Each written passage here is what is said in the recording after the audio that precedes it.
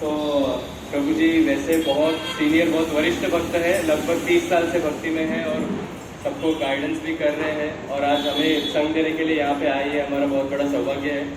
और उनका एजुकेशन और इसके हिसाब से देखा जाए तो प्रभु जी एक आईटी के फील्ड में इंजीनियरिंग प्रभु जी ने किया है और मैस्टेक नाम की कंपनी को एक बहुत बड़े पोजीशन पे है मैनेजमेंट में। और अभी करंटली उन्हें एक अवार्ड भी मिला था उनके अचीवमेंट के लिए। तो वैसे देखा जाए तो प्रभु जी आध्यात्मिक दृष्टि से भी और भौतिक दृष्टि से भी, दोनों दृष्टि से बहुत उच्च ऐसे व्यक्ति है। तो प्रभु जी का हम स्वागत करेंगे 3 बार हरि बोल बोल। हरि बोल, हरि बोल, हरि बोल। हरे Krishna.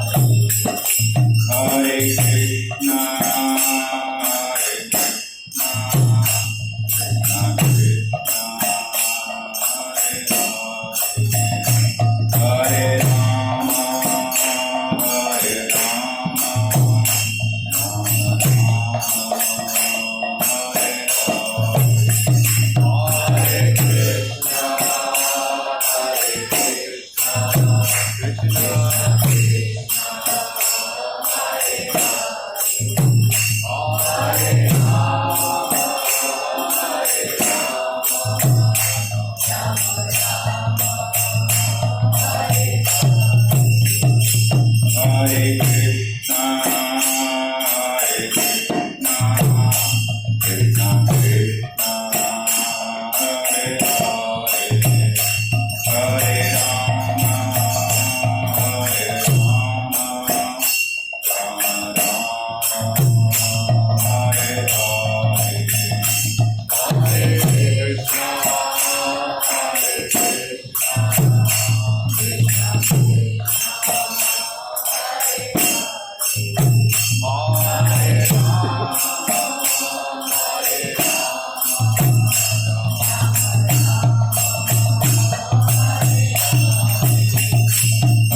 Krishna Krishna Krishna Hare Hare Hare Ram Ram Ram Hare Krishna Hare Krishna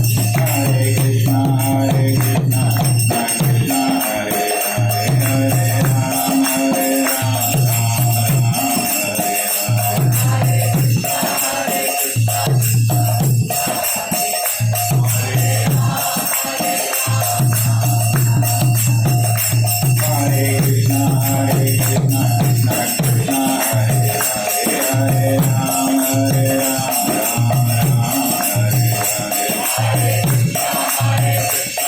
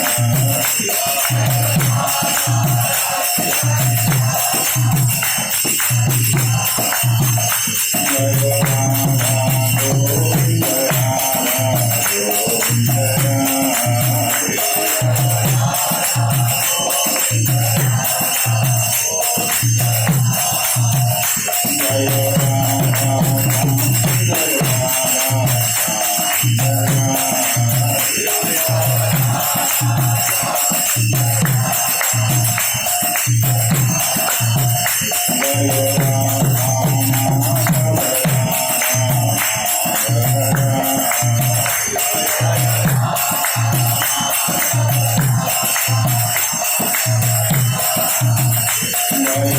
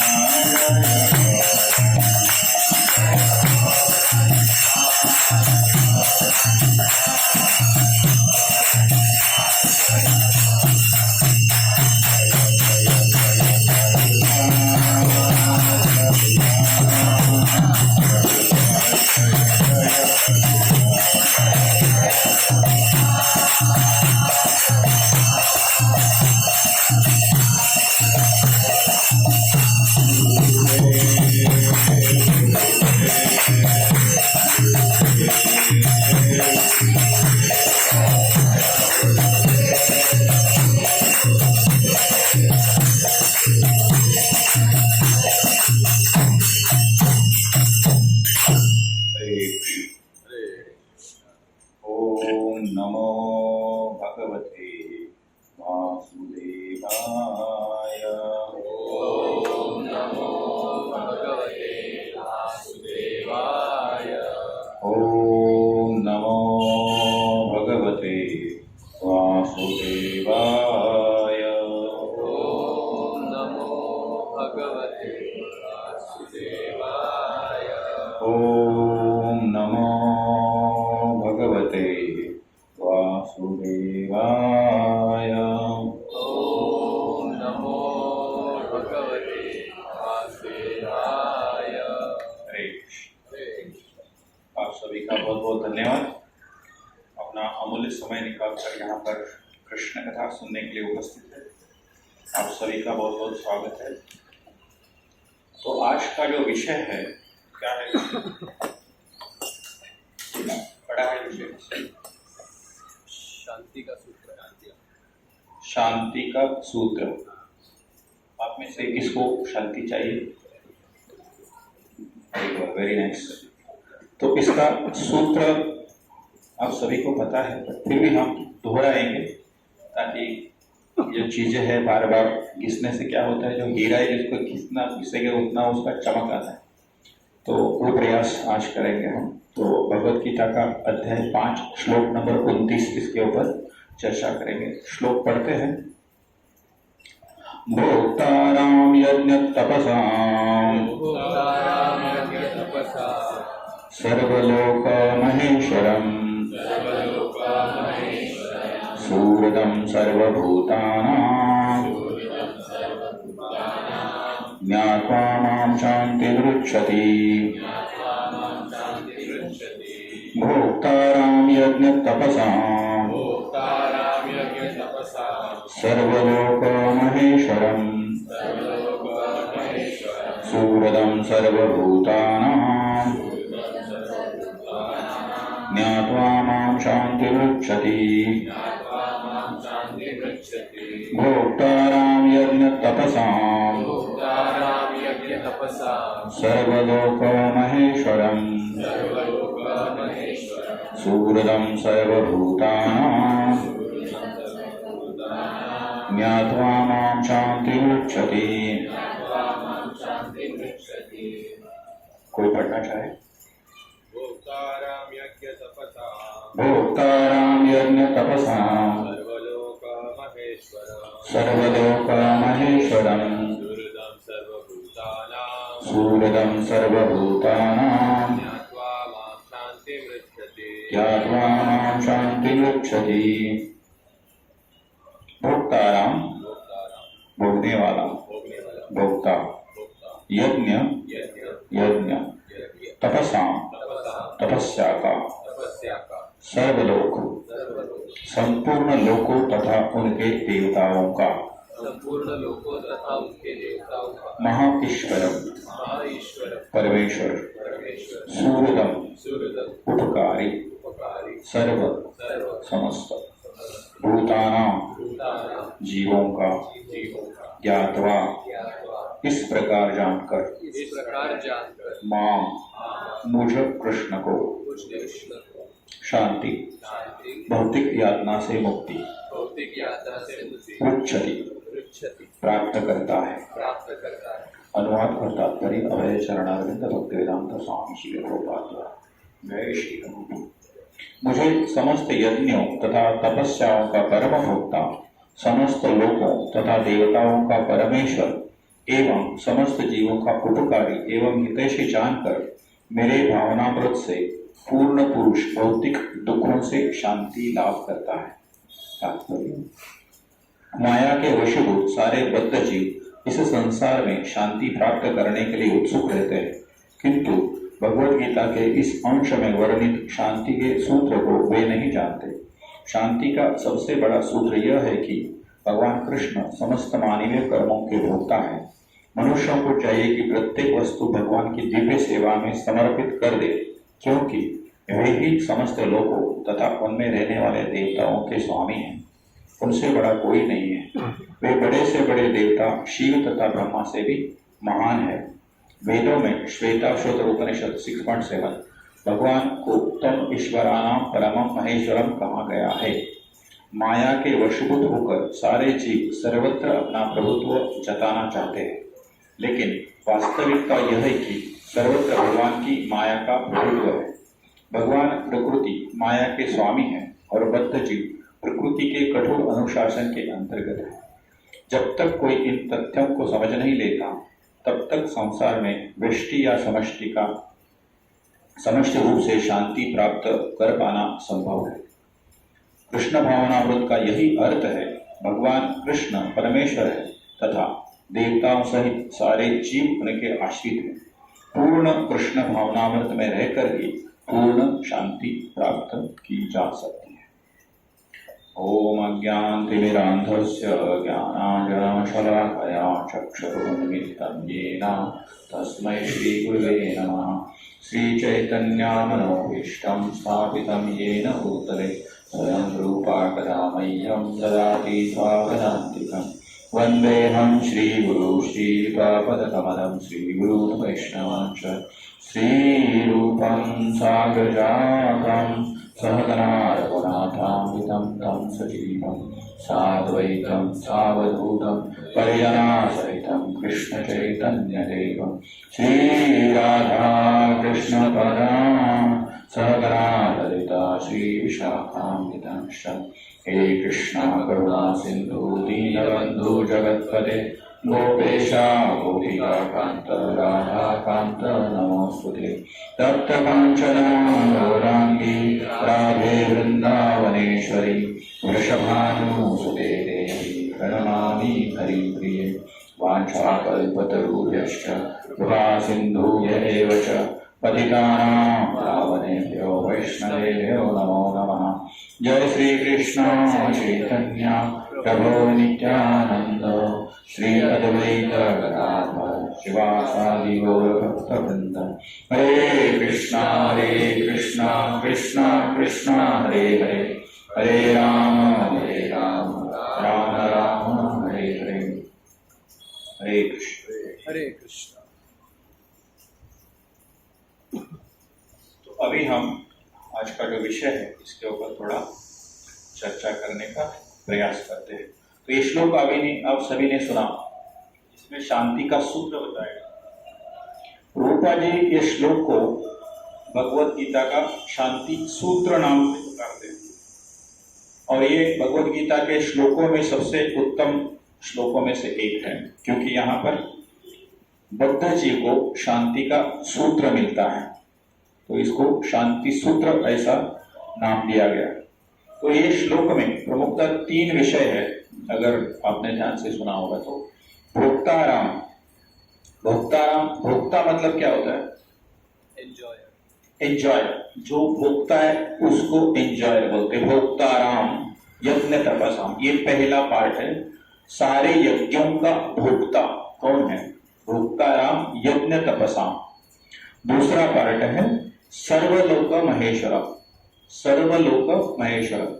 जितने भी लोक है ये ब्रह्मांड के अंदर, ब्रह्मांड स्वयं भी एक नहीं, मल्टीपल ब्रह्मांड से, तो जितने भी लोक है उनके महेश्वर, लोक के स्वामी, सर्वलोक महेश्वरम। और तीसरा पार्ट है सुहृदम सर्वभूतान। सुहृद मतलब हमारे हृदय के अंदर उपस्थित है, सबका हितचिंतक, सबके उपकारी। वो कौन है? ज्ञात्वा माम, मुझे ऐसा जान लो कि ये सारे यज्ञों का भोक्ता मैं हूं, तो क्या होगा? ज्ञात्वा माम शांति मुच्यति, आपको शांति प्राप्त हो सकती है। तो ये श्लोक का अर्थ इस प्रकार है। तो इसका ये श्लोक आइसोलेशन में नहीं पढ़ना चाहिए, इसको कोरिलेशन में पढ़ना चाहिए। इसके संदर्भ में और क्या आता है उससे वो जोड़ देंगे कड़ी, तो फिर आपको उसका पूर्ण अर्थ प्राप्त होगा। जैसे भगवद गीता का 18वां अध्याय का 61वां श्लोक है, ईश्वर सर्वभूतानां हृदय जुड़न तिष्ठति भ्रामयन् सर्वभूतानि यंत्रारूढ़ानि मायया। ईश्वर सर्वभूतानां मतलब परमेश्वर सभी जीवों में उपस्थित है। ईश्वर सर्वभूतानां, और कहां पर उपस्थित है? हृदय विजुन तिष्ठति, हृदय नाम का जो देश है ये शरीर में, वहां पर भगवान की उपस्थिति है, ये यहाँ पर बताया गया है भगवद गीता।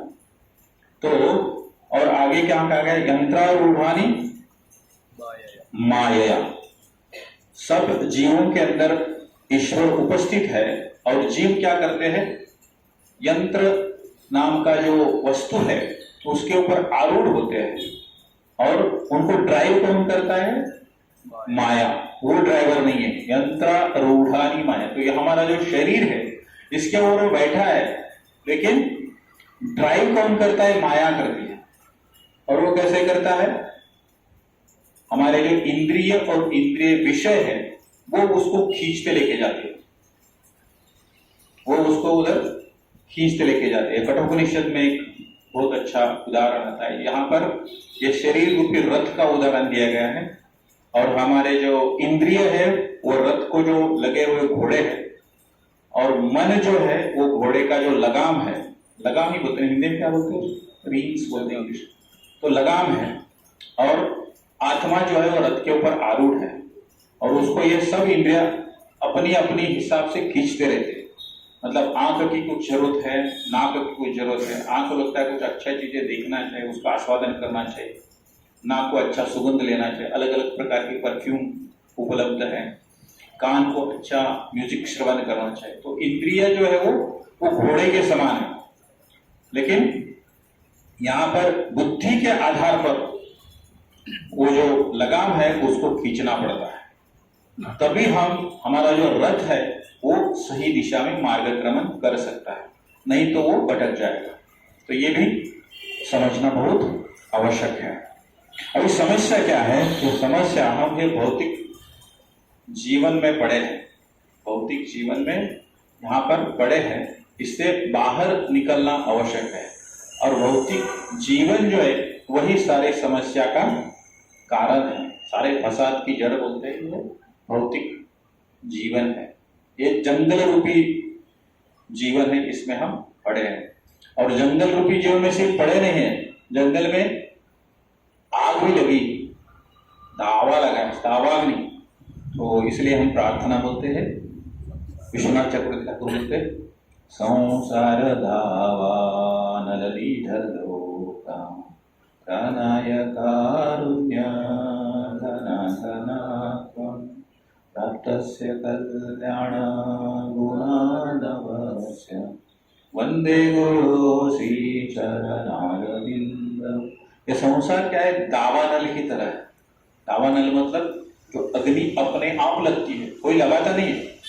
संसार दावा नललीढलोका, लीढ़ मतलब उसमें हम जकड़े हुए, नललीढलोका त्राणाय कारुण्य घनाघनात्व। अभी ये जो जंगल में आग लगी है उसका हम बुझाने का प्रयास करते हैं, लेकिन ये संभव है, जंगल में आग लगी है। अमेरिका जैसा एडवांस देश में नहीं बुझा पाता है, वो परेशान हो जाते हैं।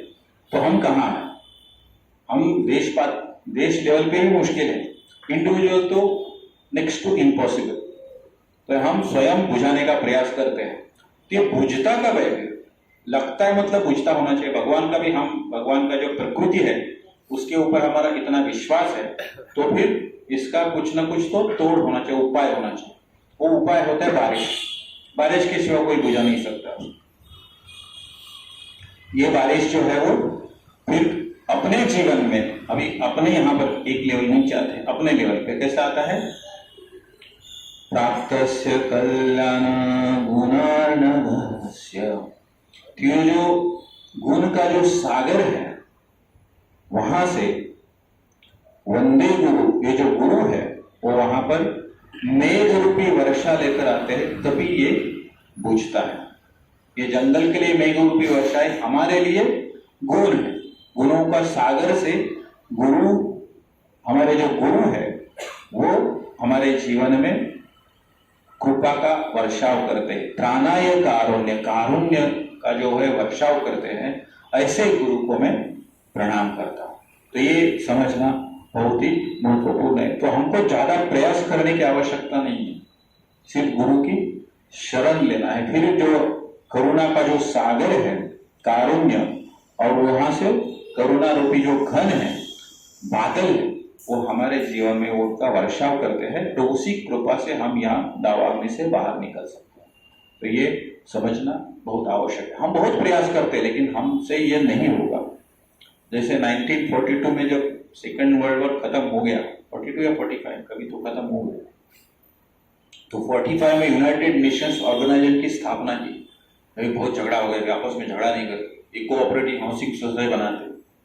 तो ये सब देशों ने मिलकर क्या किया, यूनो की स्थापना की। तभी उस संस्था के 51 सदस्य थे। उसके बाद झगड़े कम हुए नहीं। 2014 में साउथ सुदान समाविष्ट हो गया, उसमें 191 कंट्रीज हो गए। तो नंबर ऑफ लाइफ तो बढ़ते गए, झगड़े कम नहीं हुए, झगड़े बढ़ते गए। ऑन द कॉन्ट्ररी देशों की संख्या भी बढ़ गई। और अभी हम वेरी रिसेंट अभी भी देखा, इंडिया पाकिस्तान हो गया, उसके बाद उसके पहले कौन सा हुआ था, रशिया और यूक्रेन का हुआ था, और अभी ईरान और इजराइल का चल रहा है। मतलब कितने युद्ध बढ़ रहे हैं। हर किसी को ये जो भूमि है उसके ऊपर कब्जा करना है, जबकि हम शास्त्रों में कहते हैं सारी भूमि गोपाल है। हमारे संत तुकाराम महाराज को कह गए, हे विश्वची माझे घर, ये पूरा विश्व है मेरा घर है, मुझे किसी देश में जाने के लिए वीजा की आवश्यकता नहीं है। लेकिन ये स्वार्थी लोगों ने बाउंड्री बिठा दिया और बोला ये मेरा इलाका हो गया, ये मेरा इलाका हो गया। ये छोटे छोटे गुंडे जैसे होते हैं, ये मेरा इलाका है, उस प्रकार ये थोड़े फॉर्मलाइज, इतना ही फर्क है। बाकी क्या है, कब्जा तो हर कोई जमाना चाहता है। तो ये इसका उपाय ये नहीं है, कहने का तात्पर्य ये है कि इसका उपाय ये नहीं है। तो ये जो तपस्या है, कर्म है, उसका फल हम भोगना चाहते हैं। सारे मतलब समस्या का मूल इधर है। जबकि भगवान कृष्ण बोलते भोक्ताराम यज्ञ तपसाम सर्वलोक महेश्वरम, ये फल का भोक्ता मैं हूं। आप खुद अगर उसके ऊपर कंट्रोल लेना चाहेंगे तो फिर वो शास्त्र के अनुसार नहीं है, शास्त्र सम्मत नहीं है। श्वेताश्वतर उपनिषद में आता है, तम ईश्वराणाम परमम महेश्वरम तम देवतानाम च परम दैवतम। सारे ईश्वरों का परम मैं हूं महेश्वर, और सारे देवता का परम भी मैं हूं दैवत, परम दैवतम। अभी सर्वलोकीय लोकों का भी उल्लेख आता है। कितने लोग हैं, नीचे भी लोकल है, नीचे 7 लोग हैं, अतल वितल सुतल तलातल महातल रसातल और पातल। ऊपर भी 7 है, अधोलोक ऊर्ध्वलोक। ये सारे लोकों का मैं महेश्वर हूं। पूरे ब्रह्मांड में जितने भी लोग हैं उनका स्वामी मैं, उनका मालिक मैं हूं। इसलिए आप जो है वो स्वयं मालिक बनने का प्रयास नहीं करना चाहिए। इनका वर्गीकरण 3 में क्या, स्वर्गलोक, मृत्युलोक और पाताल लोक, ये सभी का मालिक मैं हूं। तो आप क्यों खुद मालिक बनना चाहते हो? और इससे बाहर आने का एक बद्ध जीव के लिए एक तरीका है कृष्ण भावनामृत। ये भगवान प्रभुपाद जी तात्पर्य में लिखते हैं कृष्ण भावनामृत। हम सभी जीव को कृष्ण भावनामृत होना चाहिए। कृष्ण भावनामृत का अर्थ क्या रहते हैं, परमेश्वर के साथ अपने संबंध का पूर्ण ज्ञान रख के कार्य करेंगे, और वो सब जो कार्य है उसको क्या कहते हैं, कृष्ण भावना भावित कर्म। जिस प्रकार मतलब हम हर चीज भगवान को अर्पित करते हैं। प्रसाद ग्रहण करना है तो भी भगवान को अर्पित करके ग्रहण करो, भगवान के नामों का स्मरण करो। तो ये प्रभुपाद जी ने ये बहुत सिस्टमेटिकली डिफाइन करके दिया, और ये इम्प्लीमेंट भी किया, सिर्फ डिफाइन नहीं किया। जैसे पूरी दुनिया भर में मोर देन 800 या 840, कुछ दिन पहले मैं सुन रहा था, इतने टेम्पल्स है।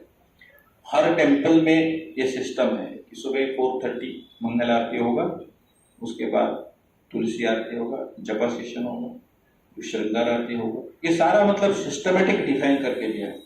ये क्यों, कृष्ण भावनामृत क्या है ये उन्होंने शास्त्रों में भी बताया, और प्रत्यक्ष रूप से उसको इम्प्लीमेंट भी किया है। और ये फॉलो करने वाले भी बहुत सारे भक्त है हमारे।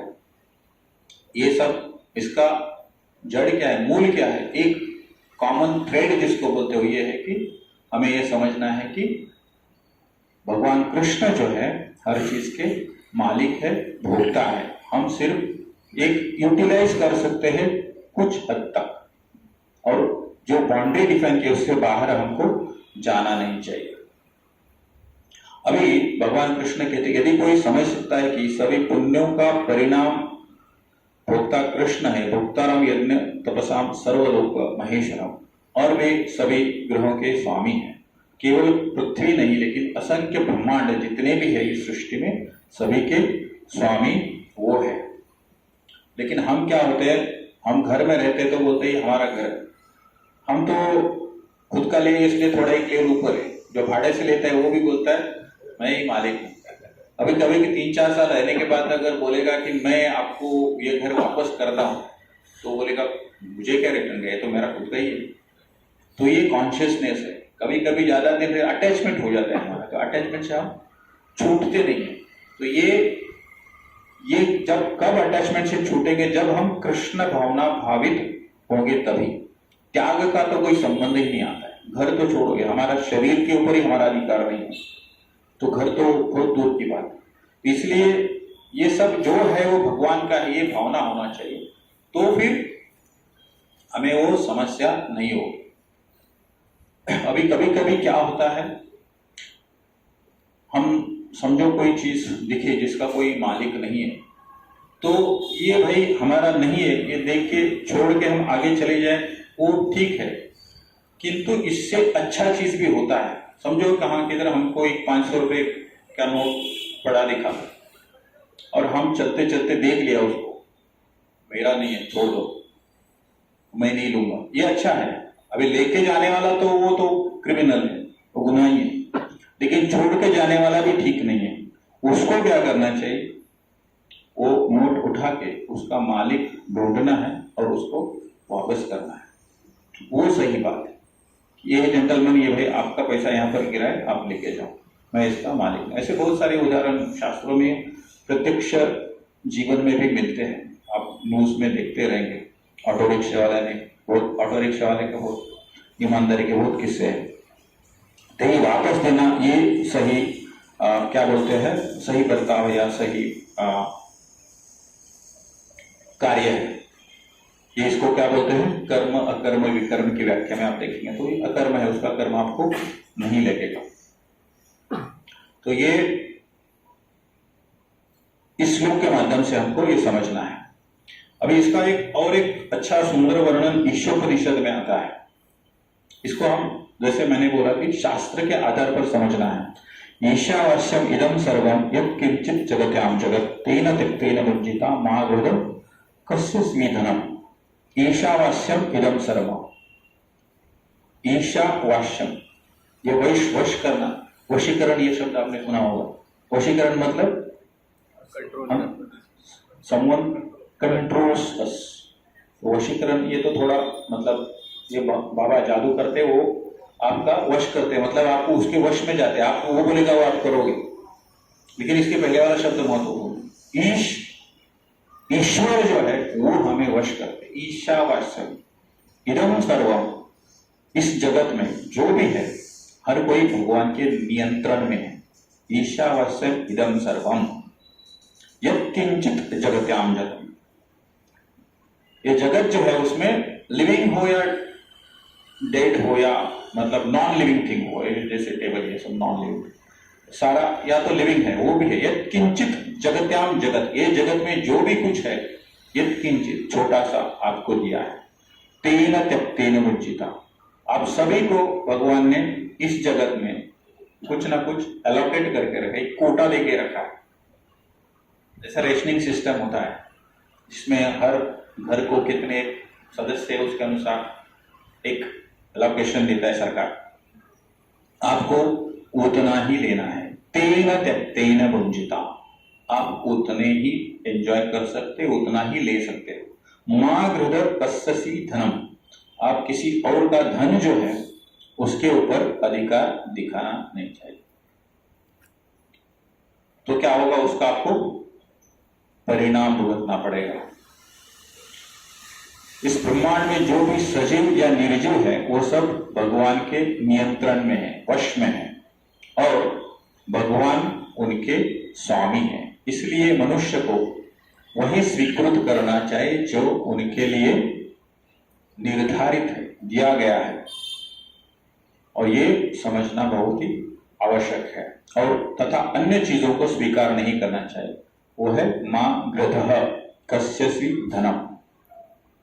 ये भी एक शांति के सूत्र का एक एट्रीब्यूट है कि हमको जितना दिया है, जितना हमारा अधिकार है, भगवान ने जितना हमें दिया है उतना ही हमें स्वीकृत करना चाहिए, उसके आगे हमारा कोई अधिकार नहीं होता है। ये ईशोपनिषद के श्लोक के माध्यम से हम समझ सकते हैं। अभी आगे श्लोक में क्या आता है, अगला जो पार्ट है वो क्या है, सुहृदम सर्वभूतानाम। अब तक हम भोक्ताराम यत्न तपसाम सर्वलोक महेश्वरम, ये मतलब आधा श्लोक का थोड़ा समझने का प्रयास किया। अभी अगला पार्ट क्या है, सुहृदम सर्वभूतानाम। तो भगवान क्या है, सर्व भूतों के अंदर सुहृद के रूप में उपस्थित है। सुहृदम सर्वभूतानाम, सुहृद मतलब अच्छा मित्र। सुहृद का अर्थ क्या होता है, अच्छा मित्र। मित्र तो हम सभी के पास होते, लेकिन वो क्या होते हैं, जब हमारे पास पैसा है, धन है, शोहरत है, अधिकार है, अथॉरिटी है, तब सारे मित्र हो जाते हैं। लेकिन जब हम गरीब होते, कृपण होते, तब कोई नहीं पूछता है। गौर गोपाल प्रभु जी बहुत अच्छा बोलते हैं, जब तक आपके जेब में है पैसे तब तक सब पूछते आप है कैसे। जब मैं हो जाता हूं कंगाल, कोई नहीं पूछता है मेरा हाल। ऐसा ही परिस्थिति, ऐसा ही। लेकिन भगवान ऐसे नहीं। और भी गौर गोपाल प्रभु जी बोलते हैं, जिनके न आते थे जवाब, जिनके न आते थे जवाब, उनके सलाम आने लगे। मेरा वक्त क्या बदल गया, मेरे नीम के पेड़ पे आम आने लगे। ये गौर गोपाल प्रभु जी का। तो ये सब वक्त का खेल है। और सारे जितने भी प्रकार के मित्र होते, रिश्तेदार होते, सिर्फ मित्र नहीं, हमारे रिश्तेदार या सभी भी होते हैं, वो सब जब तक हमारा वक्त अच्छा है तब तक हमारे साथ होते हैं। और जब वक्त खराब होता है कोई नहीं होता है। किंतु भगवान कृष्ण जो है, हमारे जन्म के पहले से हमारे साथ, जन्म गर्भ के अंदर ही भगवान कृष्ण हमारे हृदय जब बनता है तभी से साथ में है। और मृत्यु के बाद सिर्फ भगवान ही हमारे साथ है। उसके बाद भले मुझे सुअर की योनि मिले या कोई बहुत अच्छे बड़ी योनि मिले या किसी भी परिवार में जन्म लो, भगवान कृष्ण हमेशा हमारे साथ रहते। सुहृद इसलिए बोलते सुहृद, अच्छा वक्त हो या बुरा वक्त हो, हर वक्त अपने साथ में उपस्थित रहते हैं। इसलिए ये समझना बहुत आवश्यक है। इसलिए हमें भगवान का शिष्यत्व स्वीकारना चाहिए। तो अर्जुन भगवत गीता में बोलते हैं, शिष्यस्ते अहम शादीमाम त्वं प्रपन्नम। मैं अभी आपका शिष्य हो गया हूं और कृपया आप मुझे मार्गदर्शन कीजिए। अब मैं अपने कर्तव्य के बारे में भ्रमित हो गया था, कमजोरी के कारण मैं अपना संयम हो चुका था। इस स्थिति में आपसे पूछ रहा हूं कि आप स्पष्ट रूप से मुझे बताएं कि मुझे क्या करना चाहिए। तो इस प्रकार हमें गुरु के शरण में आना चाहिए, फिर वो हमें सही सलाह देके अपना जीवन परिपूर्ण कर सकते हैं। तो ये है कृष्ण चेतना का सूत्र है। तो वास्तव में अगर आप शांति चाहते हो तो हमेशा ये जानना चाहिए कि हर चीज का भोक्ता भगवान कृष्ण है, वे हम सभी के स्वामी हैं। सुहृदम सर्वभूतानां, ये हमें समझना चाहिए। इस श्लोक का अभी तक हम ये समझने का प्रयास किया। मेरे पास और एक विषय है, लेकिन बिफोर हम वहां जाने के पहले इस श्लोक के ऊपर इतना ही संक्षेप में हमने समझने का प्रयास किया। इसके ऊपर कोई किसी प्रश्न है, टिप्पणी है तो उसके ऊपर करेंगे, फिर दूसरे विषय पे जाए। हरे कृष्ण। किसी का कोई प्रश्न है इस श्लोक के ऊपर या टिप्पणी? You are about to say something? नहीं, ओके। तो समझ में आ गया ना, ये शांति का सूत्र है, भगवद गीता का सबसे महत्वपूर्ण श्लोकों में से एक है। और प्रभुपाद जी इसको शांति का सूत्र नाम से पुकारते हैं हमेशा। और हर चीज दुनिया में जो भी है उसके मालिक कौन है? भगवान कृष्ण है। भोक्ताराम यज्ञ तपसाम सर्वलोक महेश्वर सूर्यम सर्वभूताना ज्ञात्वा माम शांति उच्चति। अगर ये आप जान लोगे तो फिर आपको जीवन में शांति उत्पन्न होगी, आपको शांति मिल जाएगा। तो हर कोई शांति चाहता है, लेकिन शांति का जो सूत्र है बहुत लोग जानते हैं, वो अप्लाई नहीं करते हैं, कुछ लोग जानते भी नहीं है। हम एटलीस्ट एक स्तर पे कि हम जानते हैं, अप्लाई करना इस वो डिफिकल्ट है, इतना आसान नहीं है सभी के लिए, लेकिन हम सभी प्रयास कर रहे हैं और गुरु के माध्यम से, शास्त्रों के माध्यम से समझने का प्रयास करेंगे तो कुछ हद तक हम इसमें सक्सेसफुल हो सकते हैं। तो बहुत बहुत धन्यवाद। अभी हम अगला विषय पे जाते हैं। तो ये भगवद गीता का आज का जो विषय था एक्चुअली इतना था, बट मैंने इसको कंडेंस कर दिया क्योंकि ये मंगलवार को 15 तारीख को गोपाल भट्ट गोस्वामी का तिरोभाव दिवस है, तो मैं सोचा थोड़ा इनके ऊपर भी चर्चा करेंगे। गोपाल भट्ट स्वामी जी का नाम कितने लोग सुनते हैं? बहुत लोगों ने सुना है। तो he is one of the 6 Goswami, 6 Goswami से एक है। तो उनका तिरोभाव है मंगलवार को, तो थोड़ा उनके बारे में हम चर्चा करके उनकी कृपा प्राप्त करने का प्रयास करेंगे। तो ये गोपाल भट्ट जी का मूल स्थान कौन सा है? साउथ इंडिया है। तो चैतन्य महाप्रभु जगन्नाथपुरी से साउथ इंडिया यात्रा के लिए निकले थे। तो चैतन्य महाप्रभु के जीवन का प्रमुख उद्देश्य था वैष्णविज्म का प्रसार करना, और ये प्रसार एक जगह बैठ के नहीं होता है। जिस प्रकार प्रभुपाद जी ने पूरी दुनिया का भ्रमण किया, चैतन्य महाप्रभु ने पूरे भारत भर का भ्रमण किया।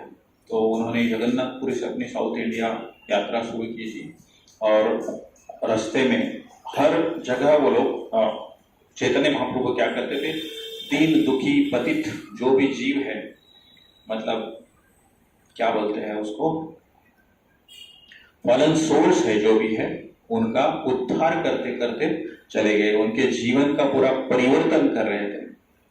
और ऐसा करते करते वो श्रीरंगम धाम में पहुंचे। कावेरी नदी के किनारे पर श्रीरंगम अपना यात्रा गया था। कौन कौन गया था श्रीरंगम? बहुत बड़ा मंदिर है, बहुत बड़ा मंदिर, मतलब भारत में आई थिंक वो सबसे बड़ा मंदिर है। उसके वो गोपुरम वगैरह बहुत ही विशाल है, और उनका हाइट भी बहुत, आसमान को छू लेता है, ऐसा इतना विशाल गोपुरम है। तो ये श्रीरंगम स्थान पर चैतन्य महाप्रभु वहां पर पहुंचे। तो श्रीरंगम रंगनाथ स्वामी का जो मंदिर है वहां पर उन्होंने कीर्तन में भाग लिया। तो इस प्रकार वो नृत्य कर रहे थे कि वहां पर जो भी पुजारी वगैरह थे, जो उपस्थित भक्तगण थे, बहुत ही प्रभावित हो गए। और उनका जो कॉम्प्लेक्शन था, कृष्ण वर्णम विशाकृष्णम, विशाकृष्णम, कृष्ण वर्णम, वर्ण मतलब कृष्ण, ये जो सिलेबल्स है उनका उच्चारण कर रहे थे। तुषा अकृष्ण, मोल्टन गोल्ड, तपता हुआ सोने की माफिक उनका जो आभा थी, और उनका नृत्य तो भाव विभोर करने वाला था। तो इतने सारे ब्राह्मण लोग वहां पर जो भक्त लोग थे, देख के अचंभित हो गए कि ये कोई साधारण व्यक्ति नहीं। उनको मतलब एक अंदेशा हुआ ये कोई भगवान का अवतार ही है। जिस प्रकार से वो कीर्तन कर रहे थे, भाव विभोर हो रहे थे, सभी अचंभित हो गए कि ये नया डिवोटी यहाँ पर कौन आया है। जैसे हम मंदिर में भी कोई बहुत अच्छा कीर्तन करता है तो देख लेते हैं, ज्यादा दूर नहीं, इवन हम ये महाराष्ट्र का कीर्तन देखेंगे तो भी हमको एक ऐसा एक अलग ही फीलिंग आता है। आप कभी ध्यान से देखेंगे तो बहुत ही भाव विभोर होकर कीर्तन करते हैं, नृत्य करते हैं। तो गोपाल भट्ट श्री राम अभी याद नहीं आ रहा है। I was about to tell something else. Chandramouli Maharaj, तो मैं एक बार एक रिट्रीट में गया था, यूके में था तभी। चंद्रमौली महाराज मतलब काफी उम्र है ना, काफी, तो महाराज से भी बूढ़े लगते हैं, लेकिन उतना नृत्य इतना भावविभोर में कर रहे थे ना, समझ में नहीं आ रहा था कि इनका उम्र ये है। मतलब डेफिनेटली उनके शरीर के अंदर ऐसा लगता है कि किसी और ने प्रवेश किया है। इतना भाव नृत्य, तूफान एकदम, उनके पैर जमीन पर नहीं टिक रहे थे। सब लोग अचंभित हो गए कि ये नृत्य क्या चल क्या रहा है। उसी प्रकार ये, क्योंकि उनका जो भी प्योरिटी कहो, भगवान का आशीर्वाद कहो, इनके बल के ऊपर वो जो जिस प्रकार से सम्मिलित होते हैं, एक अलग ही फीलिंग आता है। तो उसी प्रकार ये चैतन्य महाप्रभु के साथ ऐसा हुआ वहां पर। और फिर उन्होंने जब विग्रह के दर्शन किए तो उसके बाद उसी भाव में वो मूर्छित हो गए। ये मूर्छित होना ये बहुत ही एक अंग है भक्ति का, जिसमें एक हाईएस्ट लेवल पे आप भगवान के साथ आदान प्रदान जब भी होता है तभी मूर्छित होते हैं। और तो फिर वहाँ के जो प्रमुख पुजारियों में से एक थे वेंकट भट्ट। वेंकट भट्ट जो गर्दी को ऐसा साइड में करते करते चैतन्य महाप्रभु को मिलने के लिए आगे गए। वो प्रतिष्ठित थे वहाँ पर, अभी भी उनके एंसेस्टर्स है वहाँ पर, इसलिए वो वहाँ पर गए। उन्होंने चैतन्य महाप्रभु को आलिंगन किया और चैतन्य महाप्रभु ने क्या कहा, हरे कृष्णा कृष्णा कृष्णा हरे हरे, हरे राम राम राम हरे हरे। फिर चैतन्य महाप्रभु ने उनको उनके घर पे आने के लिए आमंत्रित किया। फिर कीर्तन के बाद वहां पर चैतन्य महाप्रभु वेंकट भट्ट के घर पे चले गए। तो वेंकट भट्ट ने घर पे उनका बहुत ही अच्छे से आदर सत्कार किया, उनके चरण प्रक्षालन किया और सभी ने वो जल जो है वो प्राशन किया। और वहां पर उनका छोटा लड़का था गोपाल। वेंकट भट्ट के दो भाई थे, तिरुमल भट्ट और प्रबोधानंद सरस्वती। तो प्रबोधानंद सरस्वती बहुत ही ऊंचे भक्त थे, त्रिदंडी सन्यासी थे उस टाइम के, और उनका लड़का था गोपाल। तो ये गोपाल जो है उसका महाप्रभु के प्रति बहुत ही स्नेह उत्पन्न हो गया। तो वेंकट भट्ट ने चैतन्य महाप्रभु से कहा कि अभी आप यहाँ पधारे, हम बहुत ही भाग्यवान हैं क्योंकि अभी चतुर्मास शुरू हो गया, तो आप यहाँ पर 4 महीने यहाँ पर ही रहेंगे। तो उस प्रकार चैतन्य महाप्रभु को वहाँ पर रुकना पड़ा और उनका फिर गोपाल के प्रति बहुत ही स्नेह गहरा हो गया। वो गोपाल को बुलाते थे पास में और अपना झूठन खिलाते थे। इस प्रकार उन्होंने अपना जो प्रचार कार्य था उसका बीज वहाँ पर बो दिया। मतलब आचार्य बनने का जो कृपा चाहिए वो उसके ऊपर उन्होंने चालू किया। पहले से ही गोपाल में इस प्रकार के काफी गुण मौजूद थे और वो उनके प्रति बहुत ही आकर्षित हो रहा था और उसको उनकी कृपा प्राप्त हो रही थी। लेकिन जब ये सुनता था चैतन्य महाप्रभु के बारे में, तभी ये गोपाल सोचता था कि अभी ये सन्यासी के वेश में है, काश मैं इनका ओरिजिनल रूप जो नदिया ग्राम में वो कीर्तन करते थे और प्रचार करते थे, तभी तो उनकी उम्र भी काफी कम होगी, घुंघराले बाल होंगे, ये गोल्डन कलर है, कीर्तन भी बहुत अच्छे करते रहेंगे, काश मुझे वो देखने को मिले। तो चैतन्य महाप्रभु तो स्वयं भगवान है, उन्होंने देखा कि ये गोपाल क्या चाहता है। तो जैसे भी एक सीरियस भक्त है, वो अगर भगवान के प्रति कुछ अपेक्षा रखता है और अगर वो भक्ति में आगे बढ़ने के लिए सहायक है तो भगवान प्रदान करते हैं। ऐसा नहीं मैं सोचता हूँ कहीं करोड़ रुपए का लॉटरी लगे, वो भगवान अगर चाहते हैं उससे आपका फायदा होगा तो दे देंगे। तो इस प्रकार ये गोपाल अपनी भावना व्यक्त कर रहा था। महाप्रभु ने जान लिया कि वो क्या चाहता है। फिर जब भी वो सो गया तभी महाप्रभु उसके स्वप्न में प्रवेश किए और उसको नरिया ग्राम में लेके गए और ये गोपाल संकीर्तन में शामिल हो गया। वो बहुत ही अच्छी तरह से आनंद आस्वादन करने लगा। नदिया ग्राम में गंगा के किनारे वो संकीर्तन में भाग ले रहा है और महाप्रभु की साक्षात उनकी उपस्थिति की कृपा जो है वो प्राप्त कर रहा है। फिर अद्वैत आचार्य नित्यानंद महाप्रभु इनके साथ भी वो कीर्तन करने लगा। इस प्रकार वो उसका जो लेवल है कीर्तन का, एंजॉयमेंट का, बहुत ही उच्च स्तर पर पहुंच गया। और फिर चैतन्य महाप्रभु ने उसी नींद में उसको अपने गोदी में सुला दिया और फिर वो बात करना चाहता था अद्वैत आचार्य से, नित्यानंद महाप्रभु से। फिर जैसे बोलने के लिए उसने मुंह खोला, उसकी नींद खुल गई। किंतु उसने देखा वो चैतन्य महाप्रभु की गोदी में पड़ा है और महाप्रभु के अश्रु, क्योंकि वो अपने भक्त के प्रति वो उनकी जो भावना थी वो पूरी अश्रु से वो गीला हो गया था। तो इस प्रकार गोपाल के ऊपर बहुत ही साक्षात स्वयं चैतन्य महाप्रभु की कृपा उसको मिल गई। तो ये था गोपाल। गोपाल संस्कृत में बहुत विद्वान था और उसको उनके जो चाचा हैं प्रबोधानंद सरस्वती, उनका भी मार्गदर्शन काफी मिल रहा था। तो फिर चैतन्य महाप्रभु ने उसको संदेश दिया कि तुम अभी वृंदावन चले जाओ और वहां पर अपना जो भक्ति का अगला कार्य है वो कंटिन्यू रखो, किंतु अभी मत जाना, क्योंकि अभी तुम्हारे पेरेंट्स जो है वो वृद्ध हुए हैं, जब इनका ये हो जाएगा उसके बाद ही तुम चले जाना।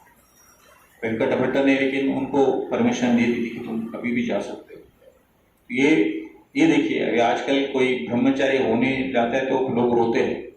एक बार मेरे साथ ऐसा हुआ था, कुछ दिन पहले हम राधा गोपीनाथ मंदिर में बहुत समय बिताते थे। तो एक बार मैं बैठा था ऐसे ही और एक माता जी और पिताजी दोनों आ गए। ओ भाव कहते करा, क्या हुआ? हमारा बच्चा अंदर अटक गया है। इधर अटक गया, आज कोई जेल में उसको डाला, उसको कुछ भी करके बाहर निकाला। मतलब मैं क्या कर सकता हूँ उसमें? मैं बोला आप चिंता मत करो, अगर आपकी इच्छा है उसको शादी करना चाहिए, वो सब कर लेगा। मंदिर में ऐसा कोई जबरदस्ती कोई बिठाते नहीं है, ऐसा होता ही नहीं। चिंता मत करो, ये तो नहीं होगा। लेकिन अगर वो नहीं आना चाहे तो मुश्किल नहीं, हम वो यहाँ रहता है ना, तो कुछ तो करके उसको बाहर निकालेंगे तो हमको समझा देंगे। तो मैं एक बहुत वरिष्ठ भक्त थे, उनसे मिलवाया। कशाला तुम्ही काळजी करता, तू घरी येऊन येतो, तुम्हाला सांभाळणार नहीं है, मी खातिर तो संभालना नहीं। उससे अच्छा आप यहाँ रहेंगे तो आपको ज्यादा कृपा मिलेगी। तो ये भक्त का भाव होता है। उसी प्रकार ये वेंकट भट्ट बोले हमारी चिंता करने की आवश्यकता नहीं, तुम्हारा भक्ति का जो मार्ग है वो अगर आगे करना चाहते हो तो आप जा सकते हो। तो फिर गोपाल वहां से वृंदावन चला जाता है। लेकिन वृंदावन जाता है तब तक चैतन्य महाप्रभु वृंदावन से जगन्नाथपुरी चले जाते हैं। तो वो मिस करता है, वो बोलता है महाप्रभु से मिलना चाहिए था। लेकिन महाप्रभु ने जाने के पहले बताया था कि आपको वहां पर रूप गोस्वामी और सनातन गोस्वामी मिलेंगे, वो आपका ख्याल रखेंगे। और उन्होंने वृंदावन से पुरी जाने के पहले भी बोला था रूप गोस्वामी और सनातन गोस्वामी, क्योंकि आपको उसको आपके भाई की तरह ट्रीट करना है, ये इंस्ट्रक्शंस दिया था, क्योंकि ये कृपा उन्होंने उसके ऊपर दी थी। तो इस प्रकार गोपाल भट्ट गोस्वामी वहां पर वृंदावन में चले गए और ये खबर चैतन्य महाप्रभु को जगन्नाथपुरी में मिली। फिर जगन्नाथपुरी से चैतन्य महाप्रभु ने अपना जो बैठने का आसन होता है और कुछ ऊपरी वस्त्र होता है वो भेंट के रूप पर वृंदावन के लिए अपने दूत के माध्यम से वहां पर उसको प्रदान किया। तो गोपाल भट्ट बहुत गदगद हो गए, महाप्रभु की ये भेंट उनको प्राप्त हो गई कि महाप्रभु ने मुझे अभी तक याद भी रखा है और वो मुझे तोहफा भी भेजा है उन्होंने। और वहाँ पर वो अपना ये कर रहा था, भक्ति में बहुत आगे बढ़ रहे थे। वहाँ पर जो रूप गोस्वामी और सनातन गोस्वामी की तरह वो भी कोई एक जगह नहीं रहते थे, इवन एक झाड़ के नीचे भी नहीं रहते थे। तो इस प्रकार वहाँ पर उन्होंने जो भगवान कृष्ण के कुछ स्थान थे उनका क्या बोलते हैं उसको ढूंढ निकाला और जीर्णोद्धार भी किया। बहुत ही बड़ा कार्य है उनका। और जब भी चैतन्य महाप्रभु ने अपनी लीला समाप्त की तभी गोपाल भट्ट गोस्वामी बहुत दुखी हो गए, मतलब रोने जैसे हो गए कि अभी महाप्रभु नहीं तो मैं अपना जीवन कैसे कंटिन्यू करूँ। तभी चैतन्य महाप्रभु उनके सपने में गए दूसरी बार, पहली बार उधर गए थे, यहाँ पर दूसरी बार, और बोले तुम चिंता मत करो, तुम अभी नेपाल जाओ, वहां से आपको जो करना है वो अपने आप हो जाएगा, तुमको बाकी कुछ करने की जरूरत नहीं है। भ्रामयन सर्वभूतानि यंत्रारूढ़ानि माया, तो यंत्र वगैरह सब महाप्रभु ने ऑलरेडी दे रखा है, अभी हमारे लिए माया है तो उनके लिए नहीं है। तो ये गए कहाँ पर? नेपाल। नेपाल में शालिग्राम शिला जहाँ मिलती है वो नदी कौन सी है? गंडकी। गंडकी नदी में उन्होंने स्नान किया तो उन्होंने पाया कि अपना जो कमंडलूर होता है उसमें कुछ शिला आ गई। उनको लगा गलती से आया तो उन्होंने निकाल के छोड़ दिया वापस। फिर वो कमंडलूर उठाया, फिर शिला आ गए। 3 बार ऐसा हुआ, निकाल के रखते वापस आता है। फिर बोले कुछ तो महाप्रभु की लीला है। फिर उन्होंने वो शिला लेके वृंदावन आ गए। वो शिला गिना उन्होंने, 12 शिला थी उसमें, और वो शिला लेके वृंदावन में आ गए। फिर उनकी वो सेवा करना चालू कर दिया उन्होंने। ये शालिग्राम शिला का पूजा बहुत ही कठिन होता है, विधिपूर्वक करना होता है, बहुत कम लोग ही कर सकते हैं। और ये भाग्य किसको मिला? गोपाल भट्ट गोस्वामी को। तो फिर उन्होंने वो शालिग्राम शिला की पूजा शुरू की। रोज वो जहाँ भी जाते थे वो कपड़े में बांध के लेके जाते थे और वहां पर उनका एक पेटी जैसा था, उसमें रख के रोज उनकी सुबह मंगल आरती से लेकर पूरा पूजा करते थे, पूरा भक्ति भाव से। एक दिन क्या हुआ, वहां पर एक धनी व्यक्ति आ गया और उसने बोला मुझे कुछ आपको डोनेशन देना है। मंदिर में आते हैं ना डोनेशन देने, जिनका भी आस्था होती है। तो रूप गोस्वामी के बोलो एक अच्छा ड्रेस वगैरह दे दिया उन्होंने। रूप गोस्वामी गोपाल भट्ट गोस्वामी बोले मुझे जरूरत नहीं इसका, इस प्रकार का जहां पर मूर्ति है वहां पर दे दो, मेरे पास तो वो शालिग्राम शिला है, ये काम का नहीं है मेरे। फिर वो जबरदस्ती वो धनी व्यक्ति छोड़ के चला गया। बोला तुम मुझे मेरी इच्छा है तो दे ही दूंगा मैं, तो आपको रखना ही पड़ेगा। अभी ये ले लिया उन्होंने, क्या करें, ऑप्शन नहीं है। धनी व्यक्ति ने दिया है, मेरे पास तो ये गोल गोल मूर्ति भी नहीं, वो शालिग्राम है, तो क्या करो इसका मैं। तो शालिग्राम से याद आया, स्कॉटलैंड में कैसे पहुंचा है पता नहीं, वहां पर 2000 शालिग्राम है। स्कॉटलैंड में एक गांव है जिसका नाम है लिस्महागो। वो गांव पूरा भक्तों का गांव है, इस्कॉन विलेज बोल सकते हैं वहां पर बहुत साल पहले गया था। वहां पर सीडी का दुकान है, वहां पर भी सब हरे कृष्णा के सॉन्ग ही बेचने को रखते हैं और कुछ नहीं होता। यू वोंट बिलीव, मतलब मुझे वृंदावन जैसा फीलिंग है वहां पर। ऐसा गाँव है, कम्युनिटी वगैरह सब पूरा इस्कॉन, बाकी किसी को इनडायरेक्टली बोला अलाउड ही नहीं है उधर, इस प्रकार का गाँव है। और उस गाँव में 2000 शालिग्राम शिला है। कुछ तो उसका भी एक अलग वास्ता है, मैं कभी सुना था, अभी याद नहीं हो। तो ये शालिग्राम का पूजा जो है बहुत ही विधिवत करना होता है, और ये गोपाल भट्ट गोस्वामी वो पूजा कर रहे थे। और अभी ये डोनेशन जो मिला ड्रेस के रूप में, विचार कर रहे थे मैं इसका क्या करूं। और ऐसा मन में विचार करते बैठे, काश ये हिरण्यकशिपु का जो महल था, उसमें खंडर में से नरसिंह भगवान निकले थे बाहर, जिनके हाथ पैर वगैरह थे। काश अगर ऐसा कोई मूर्ति होता मुझे, तो मैं ये जो ड्रेस मिला है उसका इस्तेमाल कर सकता था उनकी ड्रेसिंग के लिए। लेकिन अभी मैं क्या करूं, मन ही मन विचार कर रहे थे। ऐसा होना चाहिए था, भगवान आप बहुत कृपालु हैं, कुछ तो मुझे अभी ये रास्ता दिखा दो, जो डोनेशन आया उसका कुछ तो मैं यूज करूं। और फिर वो सो गए। फिर नेक्स्ट डे हमेशा की तरह वो उठ गए, गंगा नदी में स्नान, यमुना में स्नान करके आ गए। बोले अभी हमेशा की तरह शालिग्राम को उठा के मैं पूजा शुरू करूंगा। वो देखते तो वो शालिग्राम जो 12 थे उसमें से एक जो है उसने भगवान कृष्ण का रूप धारण कर लिया, और उसमें एक बांसुरी भी थी, सिर्फ मूर्ति नहीं। और वो 11 शालिग्राम हो गए और एक भगवान कृष्ण का स्वयं मूर्ति वहां पर। और फिर ये वार्ता पूरे वृंदावन में फैली, और फिर वहां पर भागे भागे हमारे रूप गोस्वामी और सनातन गोस्वामी।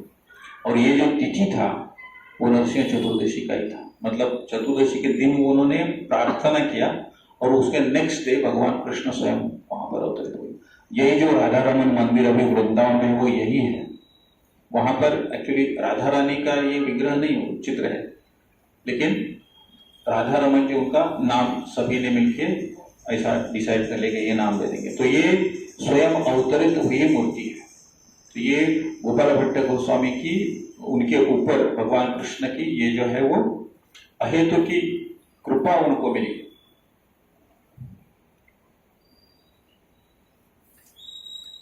तो इस प्रकार उनका जो गुणगान करके हम उनसे कुछ सीख ले सकते हैं, जिसका हमें फायदा होगा। आगे फिर उन्होंने चैतन्य महाप्रभु के आदेश पर हरि भक्ति विलास, जो चैतन्य महाप्रभु ने बताया था कि आप जो वैष्णव एटिकेट्स जैसा रहता है ना, जैसे वैष्णव आचार संहिता, सदाचार नाम का एक किताब है, उस प्रकार कुछ आप शास्त्र का निर्माण करें।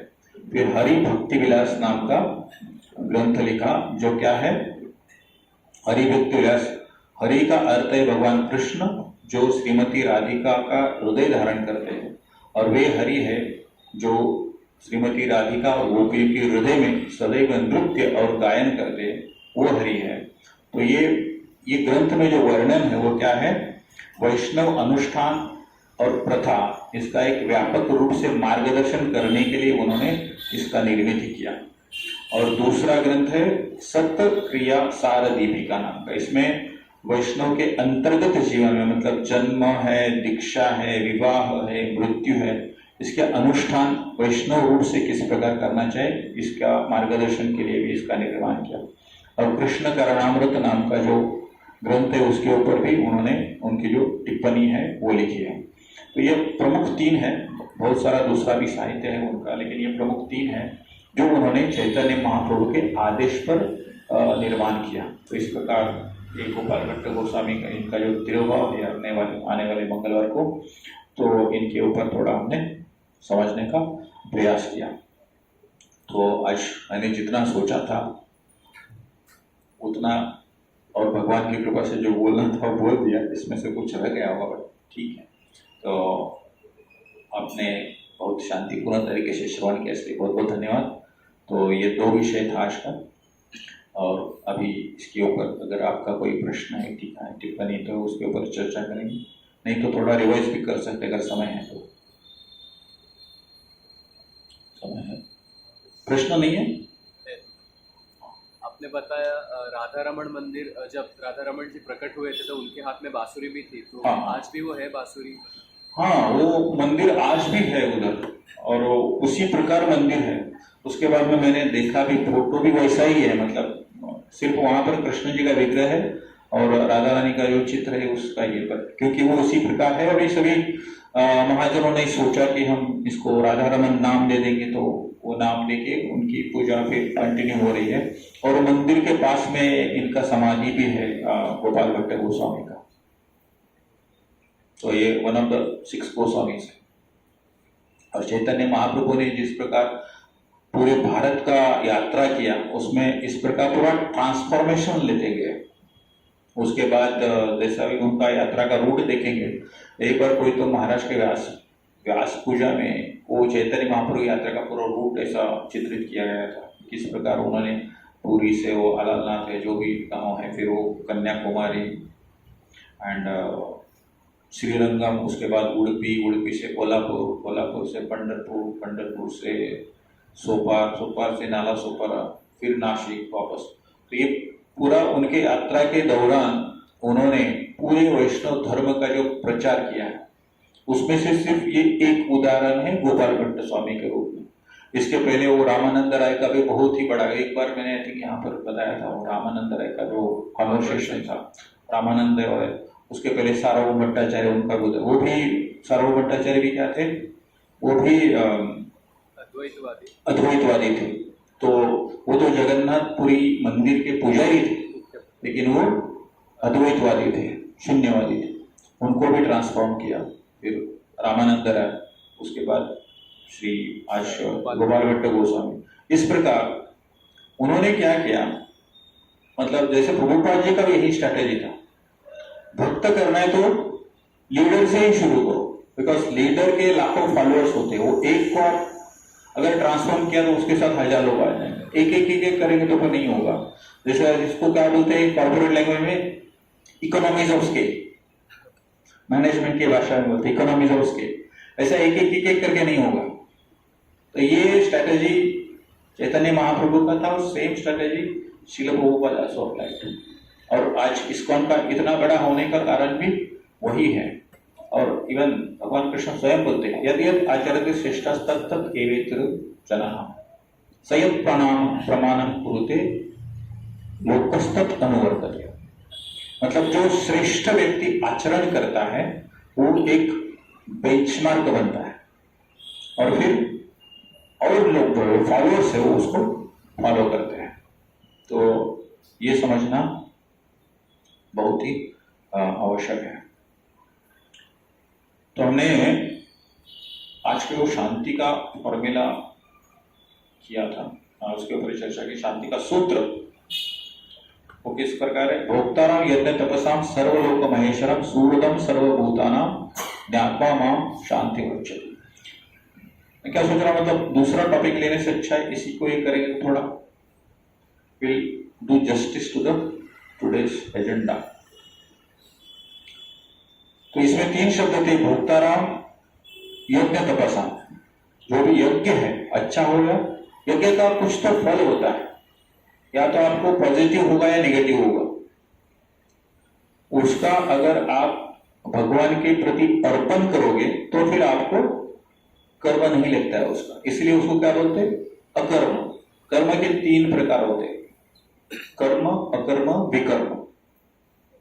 कर्म मतलब नॉर्मल जो करते सेंस ग्रेटिफिकेशन वाला। अकर्म मतलब जिसका हमें खामियाजा नहीं भुगतना पड़ता है, दैट इज अकर्म। और ये कब संभव होगा? जब हम उसका फल भगवान को अर्पण करेगा। अच्छा है बुरा आप ही देख लो। और वो स्वयं भी बोलते हैं, भोक्ताराम यज्ञ तपसाम सर्वलोक महेश्वरम। जितने भी लोक हैं उनके वो स्वामी है, सर्वलोक महेश्वरम। और सूर्यदम सर्वभूताना। सूर्य मतलब हर किसी जीव के अंदर वो उपस्थित है। हमारे जन्म से लेकर मृत्यु से लेकर जितनी भी यात्रा है, जब तक हमें ये जो पनिशमेंट मिला है, और पनिशमेंट जब तक भुगत रहे तब तक भगवान कृष्ण हमारे साथ उपस्थित रहते हैं। और ये परमात्मा नाम का जो दूसरा चीज होता है वो हमको घुमाते रहते हैं, आपकी इच्छा के अनुसार घुमाते हैं। तो भागवतम में एक बहुत अच्छा वर्णन आता है। एक पेड़ होता है, इसके ऊपर 2 पंछी बैठे होते हैं। एक क्या करता है? फल का आस्वादन करता है, और दूसरा सिर्फ वो देखता है और सिर्फ रिकॉर्ड करता है ये क्या कर रहा है, क्या कर रहा है।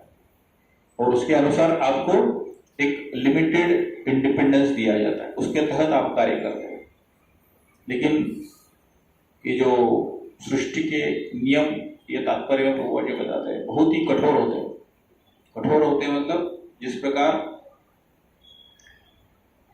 हमको ये जब जगत छोड़ना पड़ता है, बुढ़ापा आता है, मृत्यु आता है, ये बहुत कठोर है। उससे हमको कोई ऑप्शन नहीं होता है, वहां पर कोई ऑप्शन नहीं है। कितना भी आपको मृत्यु तो आनी है। कितने तो साइंटिस्ट लोग प्रयास कर रहे हैं कि अभी बोलते हैं हम मृत व्यक्ति को भी जीवित कर देंगे, कुछ भी कर देंगे, लेकिन ये होने वाला नहीं। There is no point. मतलब यहाँ पर वेस्ट है, वो वेस्ट ऑफ टाइम है। उससे अच्छा आप एक्सेप्ट करो और आगे हम किस प्रकार अगला जीवन जो है वो अच्छा हो, कम से कम उतना तो हम प्रयास कर सकते हैं। खैर यहाँ पर इस्कॉन का उद्देश्य ये नहीं कि आप और दूसरा जीवन लो और अच्छा करो, ये उद्देश्य नहीं है। हमें इसी जीवन में ये करना है कि परिपूर्ण करके भगवत धाम ही पहुंचना है, यही उद्देश्य है। किंतु इस प्रयास में कम से कम आपको अगला जन्म एक भक्त के परिवार में होगा, और तो आपकी जो भी पेंडिंग भक्ति है वो चालू रहे। क्योंकि अगर इससे पतन होगा तो फिर आगे कितने जन्म होंगे पता नहीं। अगला जन्म अगर मनुष्य का नहीं मिला तो खत्म।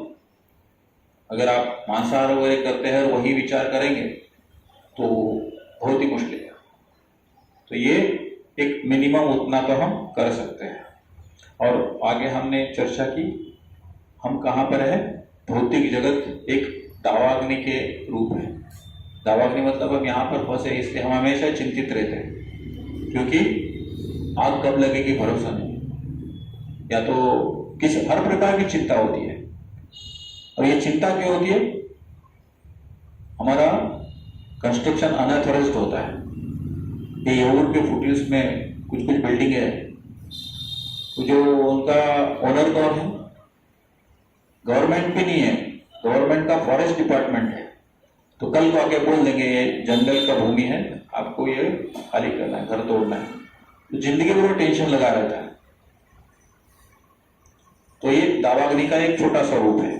दावाग्नि में हम फंसे हैं तो सिर्फ भगवान की प्रार्थना करें तो बारिश आ जाए, ताकि यहाँ पर आग जो है वो रुके और वहां से हमारी छुट्टी हो जाए। अब ये हो गया भौतिक जगत का। लेकिन एक भक्त का क्या है? गुरु का शरण लेना है। संसार दावा नदली धरोका त्रनाय कारुण्य घनाघना प्राप्तस्य कल्याण गुणार्णवस्य वंदे गुरु श्री चरण। गुरु जो है वो क्या करते हैं? त्राणाय कारुण्य, कारुण्य का वर्षाव करके हमारे यहां से जो है वो उद्धार करते हैं, इस संकट से हमें मुक्ति दिलाते हैं। और आगे हमने चर्चा किया सर्वलोक महेश्वर। भगवान किसके स्वामी हैं? सर्वलोक, जितने भी लोक हैं, चंद्रलोक, सूर्यलोक, अभी हर एक का एक एक स्वामी है, उसके भी स्वामी हुए। इसमें भी 2 लेवल है। हर एक लोक का एक स्वामी है। इंद्र है, इंद्र का एक इंद्रलोक है, सूर्य का सूर्यलोक, चंद्रलोक, ये सब उनके ऊपर है। सर्वलोक महेश्वर, तात्पर्य भी वही बताया, अर्थ भी वही है कि लोकों के स्वामी है, स्वामी के भी स्वामी भगवान कृष्ण है। यहां पर 3 प्रकार के लोग हैं, स्वर्गलोक, मृत्युलोक और पाताल लोक। या तो उसको हम क्या बोल सकते हैं? अधोलोक, ऊर्ध्वलोक। ऊपरी लोकों में क्या आता है? भू, भुवन, स्वर्ग, महत, जन, तप और सत्य। सबसे ऊपर आता है सत्यलोक। इसलिए बोलते हैं ना सत्य की हमेशा जय होती है, वो सबसे ऊपर है सत्यलोक। तो ये सारे लोकों के स्वामी है भगवान कृष्ण। और आगे तात्पर्य में प्रभुपाद जी कृष्ण भावनामृत की व्याख्या देते हैं। कृष्ण भावनामृत की व्याख्या क्या है? परमेश्वर के साथ अपने संबंध का पूर्ण ज्ञान रख के कार्य करना। मतलब हम भगवान के अंश है। ये क्या है? इटर्नल ट्रुथ है, हम पूर्ण नहीं है। और जो भी अंश होता है उसका कर्तव्य होता है पूर्ण की सेवा करना। उदाहरणार्थ हमारा ये जो शरीर है, शरीर के अंश क्या है? हाथ है, पैर है। ये शरीर से जब तक जुड़े हैं तब तक उनका अस्तित्व है। अगर कट जाए तो दिखेगा हाथ, लेकिन हाथ का काम भी नहीं कर पाएगा क्योंकि वो शरीर से अलग हो गया। उसी प्रकार अगर हम आत्मा है, ईश्वर से अलग हो गया, हम खुद को अगर इंडिपेंडेंट समझेंगे तो फिर अस्तित्वहीन हो जाएंगे। और ये है कृष्ण भावना। ये प्रभुपाद जी का जो मिशन है इस्कॉन का, वो यही है कि जो भी कार्य है भगवान कृष्ण की संतुष्टि के लिए करना, उनकी सेवा के लिए करना, क्योंकि वो सभी के भोक्ता है। आगे हमने चर्चा किया कि जो भी यहां पर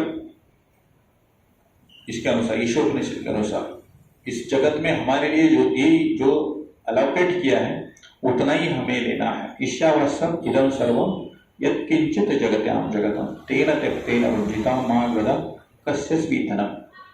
तो हम सब जो है ईश्वर के वश में है, ईशावास्यम। और हमारे लिए जो भी दिया है यत्किंचित जगत्याम जगत, इसका अनुवाद इस प्रकार है, ब्रह्मांड में जो भी सजीव या निर्जीव वह सब भगवान के नियंत्रण में है और भगवान के स्वामित्व में है। इसलिए मनुष्य को केवल उन्हीं चीजों का स्वीकार करना चाहिए जो उनके लिए आवश्यक है, उसके लिए निर्धारित है, और अन्य चीजों का स्वीकार नहीं करना चाहिए, क्योंकि वो अच्छी तरह से जानते हैं कि वो उनकी नहीं है, किसी और की है। तो जो उसका मालिक है वही उसको ले लेगा। अगर कुछ बाद में एक छोटा सा उदाहरण ले लिया, हमने जो भी कोई चीज ऐसा ही रास्ते पे कुछ पड़ा है, तो समझो पैसा है, तो ऐसा भी नहीं होना चाहिए कि हम छोड़ दें उसको। फॉर एग्जाम्पल अभी हम सब यहाँ पर जीव भटक रहे हैं, हमारे मालिक है भगवान कृष्ण। अगर हमारे रिश्तेदार है या मंदिर में कोई भक्त आते हैं वो भी लावारिस जैसे हैं। हमको पता है वो कौन है, भगवान के अंश है, तो उनको इस प्रवाह में लाना, भगवान के बारे में अवगत कराना, भक्ति मार्ग के ऊपर उनको ले आना, ये हमारा कर्तव्य है। ऐसा नहीं कि वो अपना नसीब से जी रहा है तो जाने दो, ऐसा नहीं, वो भी अच्छा नहीं है। ये भी हम इस माध्यम से समझ सकते हैं। और ये सब अब की यात्रा कब शुरू होती है, जब आप शरण होते।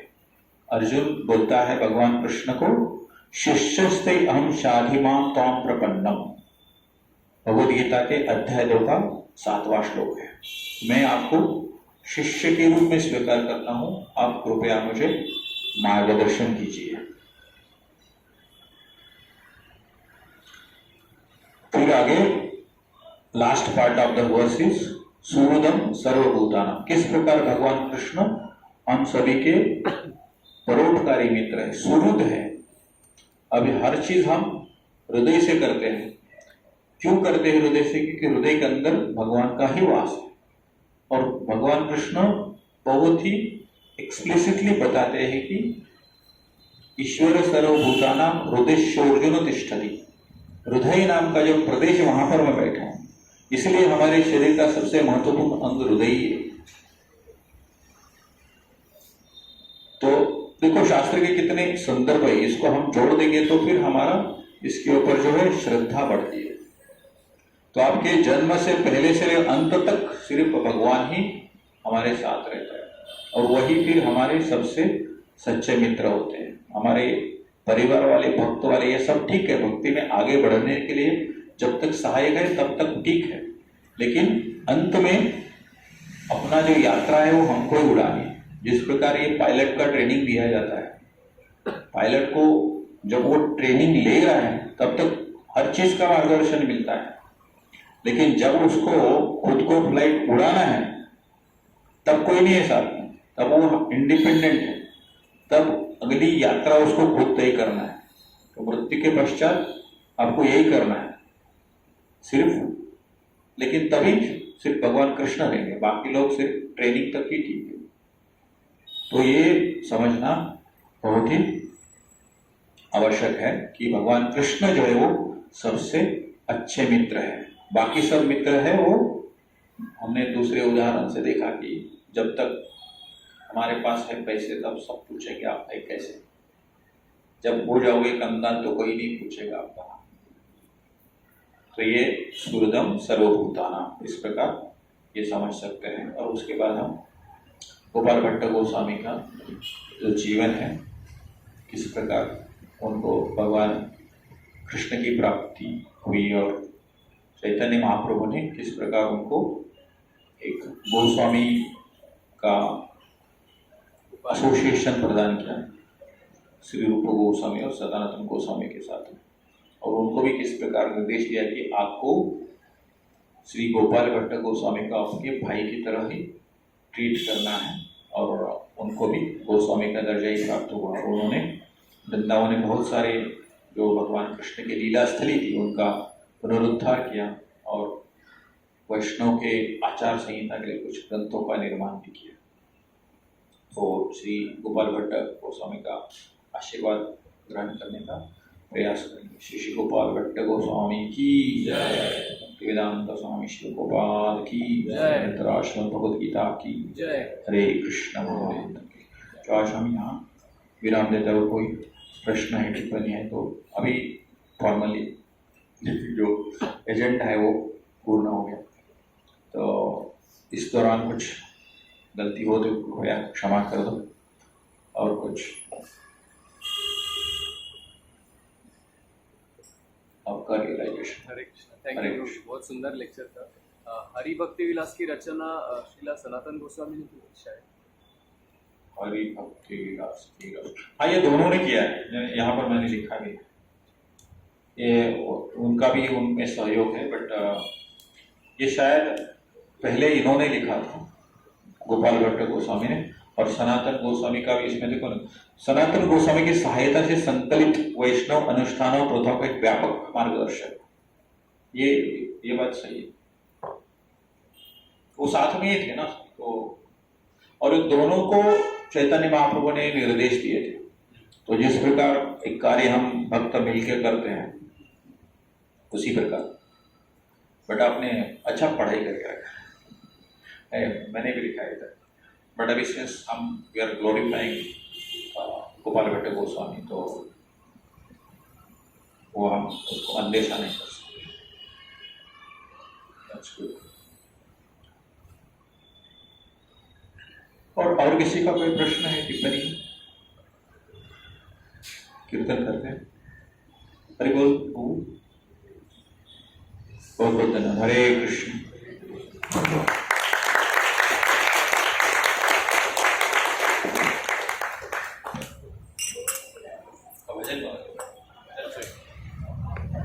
सनातन गोस्वामी डिसअपीयरेंस होता है। हालांकि वो तिरुभाव थे, बट इस्कॉन में तिरुभाव हो आविर्भाव हो हम फेस्टिवल के रूप में सेलिब्रेट करते हैं।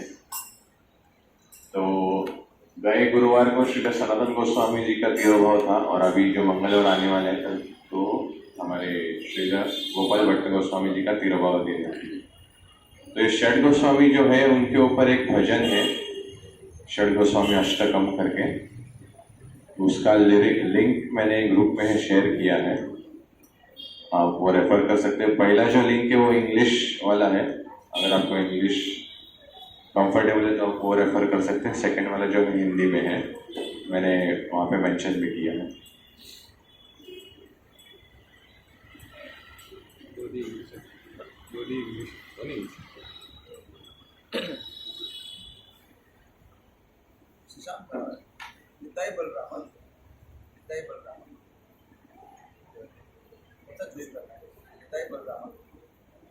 हाँ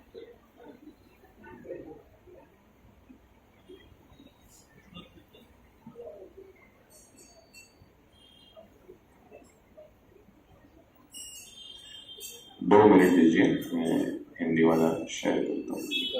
सुरू करा, मी करतो, सुरू करा। सबने खोल दिया है लिरिक्स, हम स्टार्ट करते हैं। श्री श्री षड गोस्वामी अष्टकम की जय। कृष्ण कीर्तन गान तन परो प्रेमामृतांभो निधि। कृष्ण कीर्तन गान तन परो प्रेमामृतांभो निधि।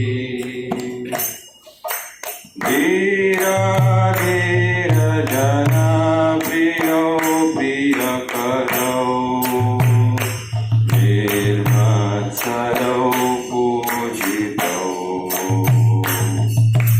धीरा धीरा जना प्रियो प्रिय करो निर्मत्सरो पूजितो। श्री चैतन्य कृपा भरो भुवि भुवो भारावहंसारकौ।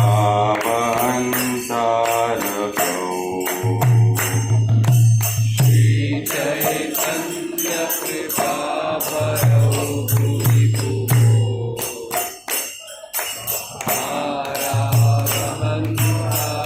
भारावहंसारकौ।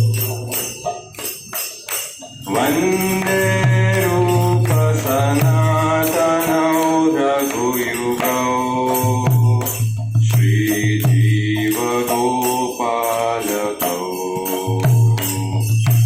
वंदे रूप सनातनौ रघुयुगौ श्रीजीव गोपालकौ। नाना शास्त्र विचारणैक निपुणौ सधर्म संस्थापकौ। नाना शास्त्र विचारणैक निपुणौ सधर्म संस्थापकौ। लोकानामितकारिणौ त्रिभुवनौ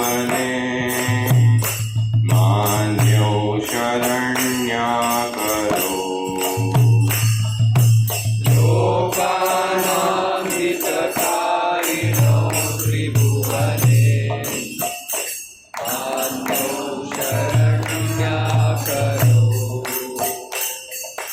राधा कृष्ण पदारविन्द भजना नन्दे नमस्तालिकौ राधा कृष्ण पदारविन्द भजना वन्दे नमस्तालिकौ वन्दे रूप सनातनौ रघुयुगौ श्रीजीव गोपालकौ वन्दे रूप सनातनो रघुयुगो श्रीजीवगोपालकौ श्रीगौराङ्ग गुणाणुवर्णनविधौ श्रद्धा समृद्ध्यान्वितौ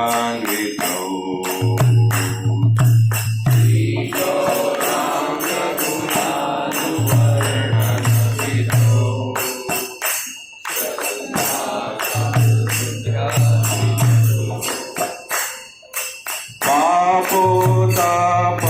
पापोतापनिकृन्तनौ तनुभृतां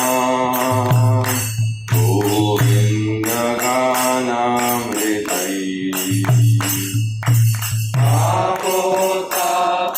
पापोतापनिकृन्तनौ तनुभृतां गोविन्दगानामृतैः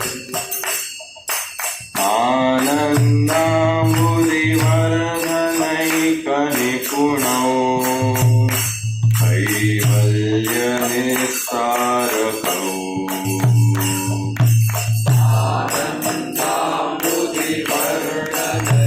आनन्दाम्बुधिवर्णनैकनिपुणो कैवल्यविस्तारकौ ओ वन्दे रूप सनातनौ रघुयुगौ श्रीजीव गोपालकौ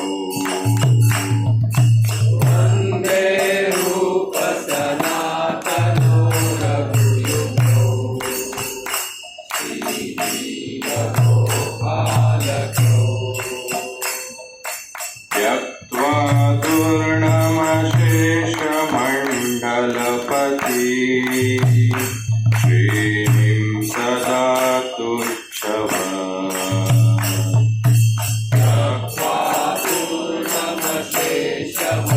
पूर्णमशेषमण्डलपति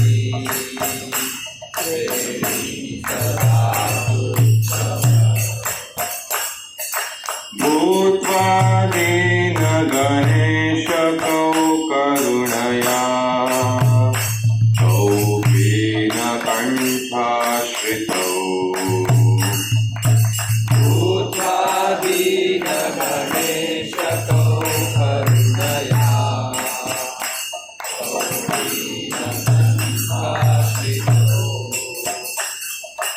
गोपी भावरसामृताभिदहरी कल्लोलमग्नौ मुहुः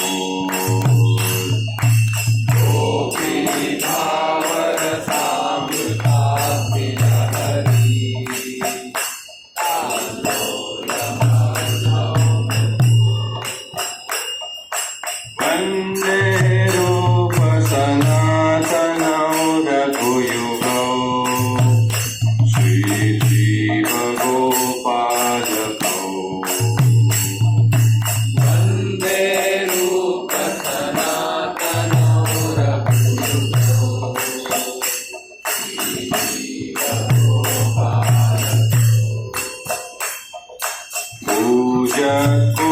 पूजकोकिलहंस सारसगणा कीर्णे मयूराकुले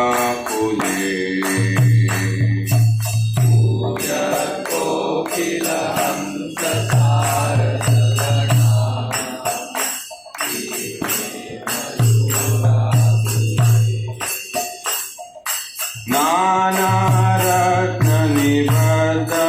नानारत्ननिबद्धमूलविकपा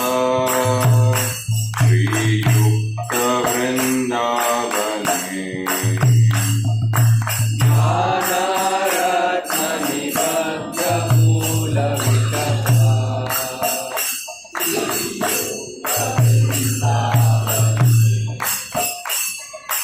राधा कृष्ण महारनिशं प्रभजतौ जीवार्कदौ यो मुदा राधा कृष्ण महारनिशं प्रभजतौ जीवार्कदौ यो मुदा वन्दे रूप सनातन रघुयुगौ श्रीजीवगोपालकौ वन्दे रूप सनातनो रघुयुगौ श्रीजीवगोपालकौ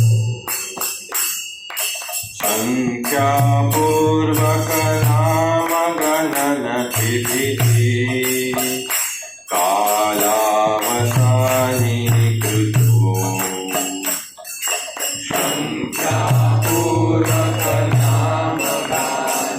संख्यापूर्वकनामगणनतिभिः कालावसानीकृतो निद्राहार विहारकादिविजितौ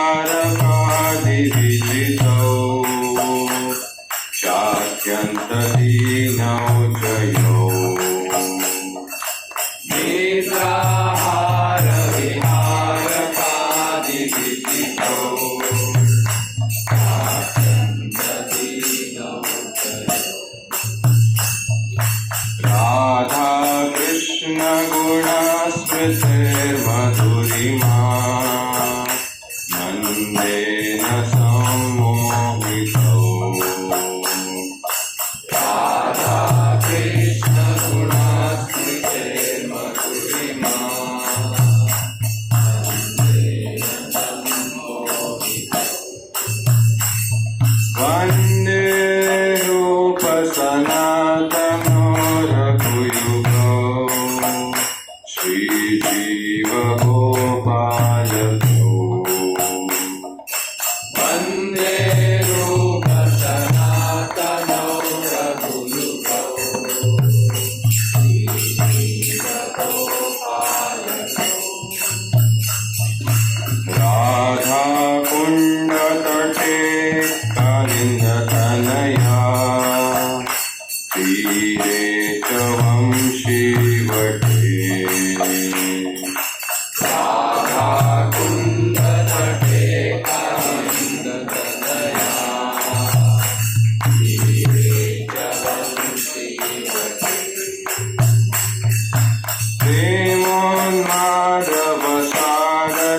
प्रेमोन्मादवसादशेषदशया गस्तौ प्रमत्तौ सदा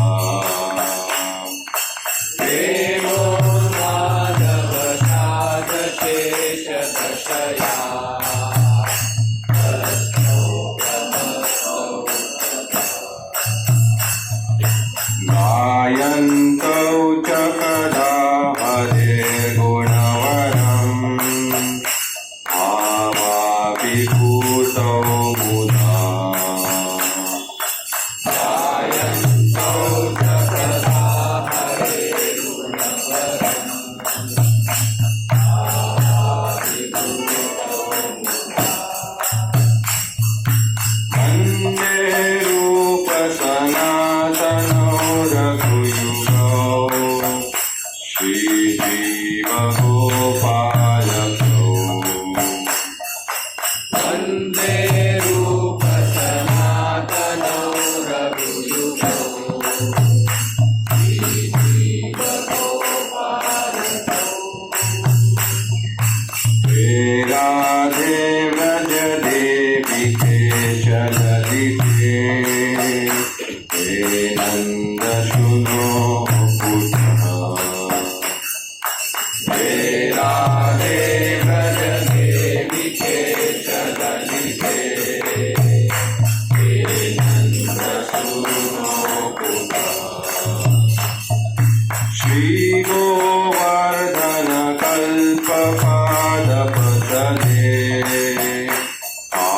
कालिन्दीवने पुत्रः श्रीगोवर्धन कल्पकारपतले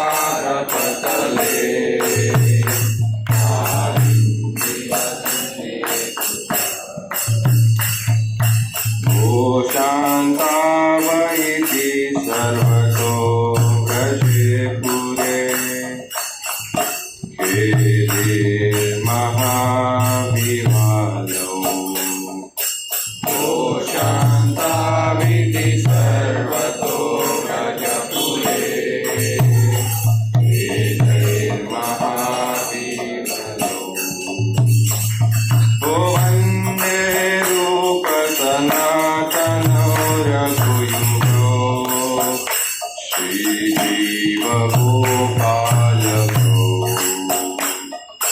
वन्दे रूप सनातनो रघुयुगो श्रीजीव गोपालको वन्दे रूप सनातनो रघुयुगो श्रीजीव गोपालको वन्दे रूप सनातनो रघुयुगो श्रीजीव गोपालको जय षड्गोस्वामी जय षड्गोस्वामी जय षड्गोस्वामी जय षड्गोस्वामी जय षड्गोस्वामी जय षड्गोस्वामी जय षड्गोस्वामी जय षड्गोस्वामी जय सनातन गोस्वामी जय सनातन गोस्वामी सनातन गोस्वामी जय सनातन गोस्वामी जय सनातन गोस्वामी सनातन गोस्वामी सनातन गोस्वामी जय सनातन जय गोपाल भट्ट गोस्वामी गोपाल भट्ट गोस्वामी गोपाल भट्ट गोस्वामी गोपाल भट्ट गोस्वामी जय गोपाल भट्ट गोस्वामी गोपाल भट्ट गोस्वामी गोपाल भट्ट गोस्वामी गोपाल भट्ट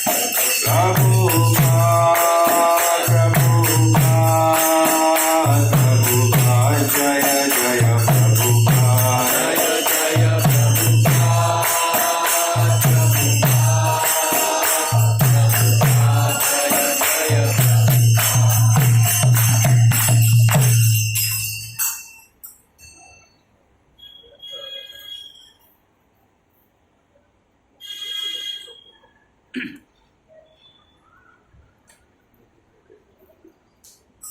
हरे कृष्णा। अभी हम ट्रांसलेशन पढ़ते हैं कि जो हमने अष्टकम अभी गाया वो एग्जैक्टली उसका मीनिंग क्या है वो समझ लेते हैं। अर्थ, मैं श्री रूप सनातन रघुनाथ दास श्री जीव एवं गोपाल भट्ट नामक इन 6 गोस्वामी की वंदना करता हूँ कि जो श्री कृष्ण के नाम रूप गुण लीलाओं के कीर्तन गायन एवं नृत्य परायण थे, प्रेमामृत के समुद्र स्वरूप थे, विद्वान एवं सर्वसाधारण जनमात्र के प्रिय थे तथा सभी के प्रिय कार्यों को करने वाले थे।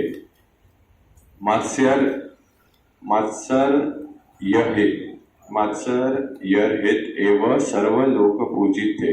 श्री चैतन्य देव की अतिशय कृपा से युक्त थे और भूतल पर भक्ति का विस्तार करके भूमि का भार उतारने वाले थे। मैं श्री रूप सनातन आदि उन 6 गोस्वामियों की वंदना करता हूँ जो अनेक शास्त्रों के गुण तात्पर्य विचार करने में परम निपुण थे, भक्ति रूप परम धर्म के संस्थापक थे, जन्म मात्र के परम हितैषी थे, तीनों लोगों में माननीय थे, शरणागत वत्सल थे एवं श्री राधा कृष्ण के पदारविंद के भजन रूप आनंद से मत्त मधु के समान थे।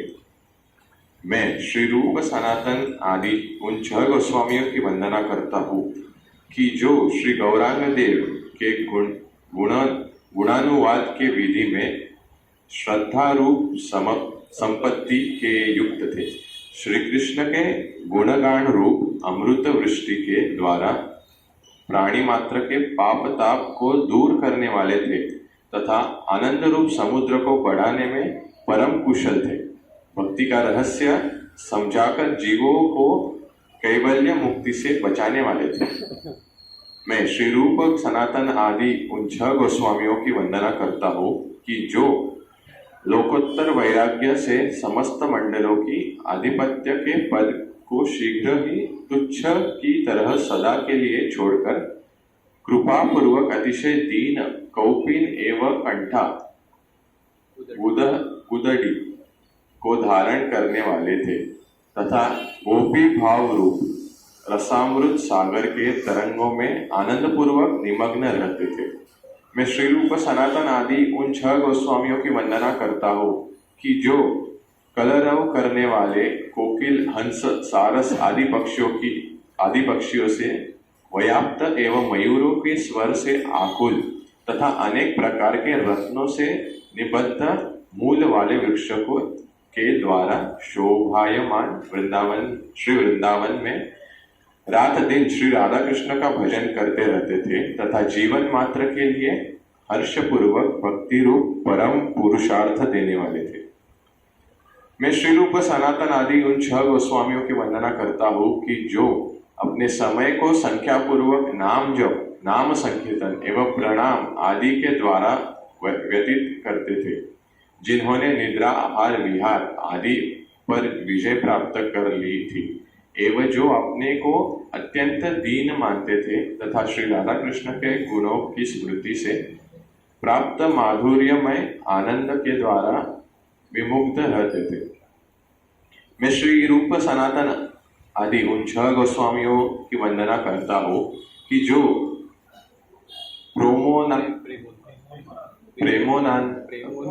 प्रेमोन्माद के वशीभूत होकर विरह की समस्त दशाओं के द्वारा ग्रस्त होकर प्रमादी के भांति कभी राधा कुंड के तट पर, कभी यमुना के तट पर, तो कभी वंशीवट पर सदैव घूमते रहते थे और कभी श्री हरि के उत्तम गुणों को हर्षपूर्वक गाते हुए भाव में विभोर रहते थे। मैं श्री रूप सनातन आदि उन 6 गोस्वामियों की वंदना करता हूँ कि जो हे व्रज की पूजनीय देवी राधिके आप कहाँ हो, हे ललिते आप कहाँ हो, हे व्रज राजकुमार आप कहाँ हो, श्री गोवर्धन के कल्प वृक्ष के नीचे बैठे हो अथवा कालिंदी के कमनीय कुल पर विराजमान वन समूह में भ्रमण कर रहे हो, इस प्रकार पुकारते हुए विराजमान पीड़ाओं से महान विवल होकर ब्रजमंडल में सर्वत्र भ्रमण करते थे। श्री षट गोस्वामी अष्टकम की जय।